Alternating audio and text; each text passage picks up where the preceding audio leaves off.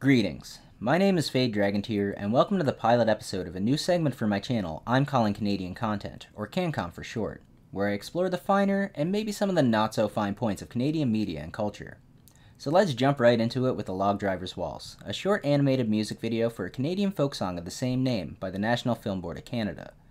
Written by Wade Hemsworth and performed by the Mountain City Four, a Canadian folk group from the 60s, it used to air on Canadian TV stations between shows and after the national anthem at the start of the broadcast day. The lyrics speak about how much of a pimp being a log driver makes you. I imagine a lot of you might be asking what a log rider is, which is fair because nowadays log riding is largely confined to lumberjack competitions and isn't really used practically due to modern technology. Okay, so back in the day we didn't have big trucks to haul lumber, so what we used to do was make logging camps upstream of a mill and send the logs down rivers, saving literally tons of backbreaking manual labor. Problem was that sometimes the logs would jam up, forming a partial dam, causing some fairly undesirable environmental damage. In typical Canadian fashion, the solution to this was to send some men downriver because screw physics. So they'd ride the logs with long hook tools called pike poles and peavies. They also sometimes used dynamite. If Canada was a video game, Log Rider would be considered one of the more overpowered classes.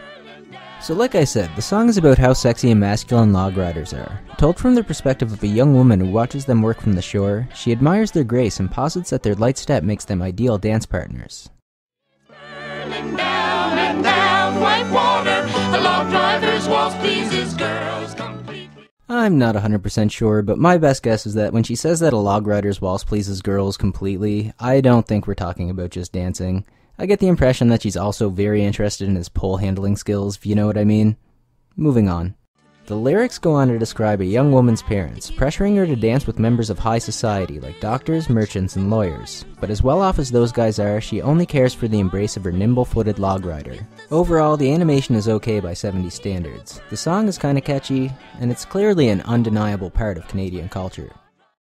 That's my short look at the LogDriver's Waltz, a classic piece of Canadian culture and my initial exposure to the concept that Canada has a cultural identity. As always, I encourage discussion in the comments below and would love to hear your thoughts or ideas for future episodes. Once again, this was Fade Dragontier. Thanks for watching, Peace out.